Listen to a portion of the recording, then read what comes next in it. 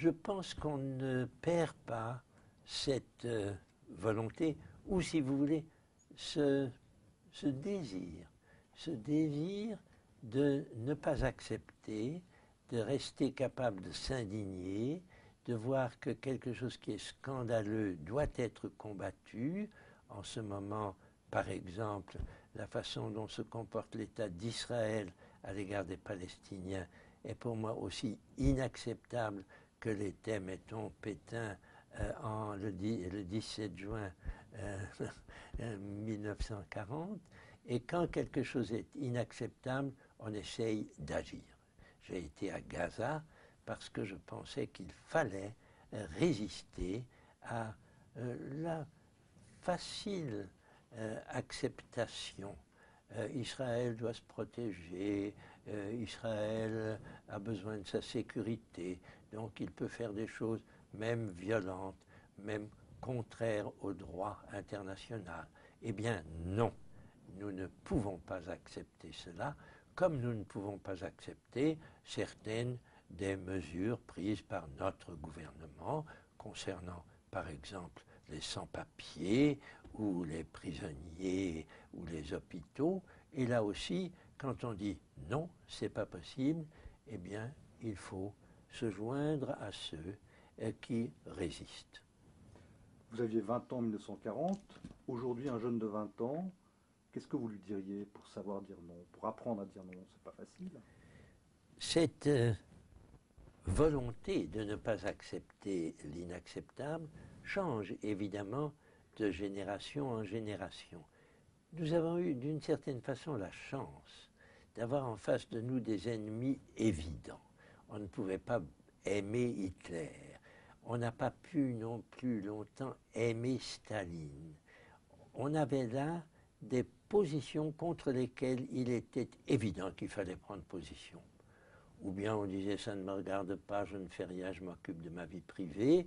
Ou si on avait pris un peu le message du général de Gaulle, on disait non, il faut faire quelque chose.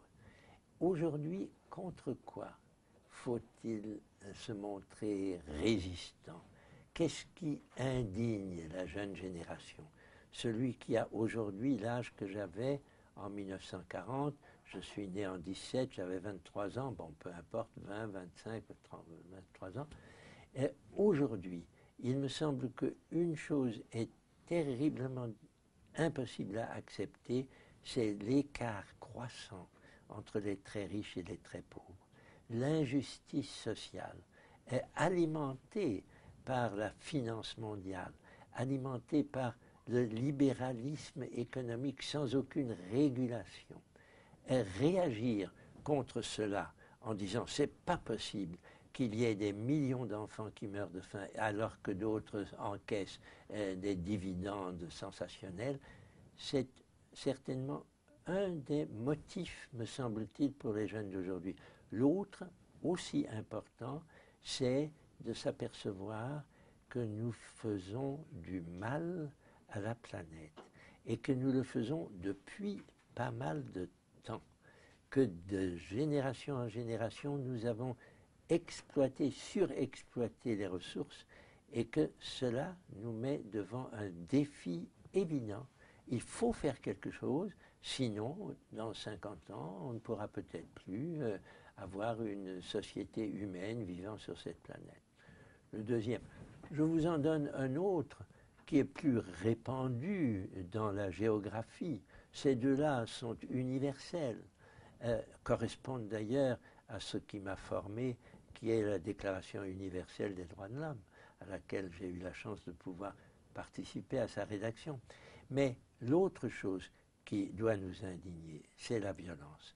Et c'est la violence qui existe malheureusement encore dans de nombreux pays. J'ai déjà évoqué Israël, la Palestine, Gaza, mais il faut parler de l'Irak, de l'Afghanistan, il faut parler du Congo démocratique, soi-disant démocratique.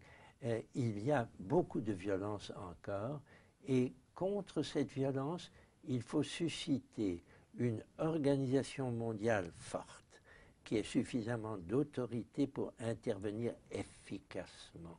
C'est aussi un des combats qui, à mon avis, incombe à la jeune génération et à laquelle elle est d'autant mieux préparée qu'elle connaît mieux ce qui se passe dans le monde que nous ne le connaissions à leur âge.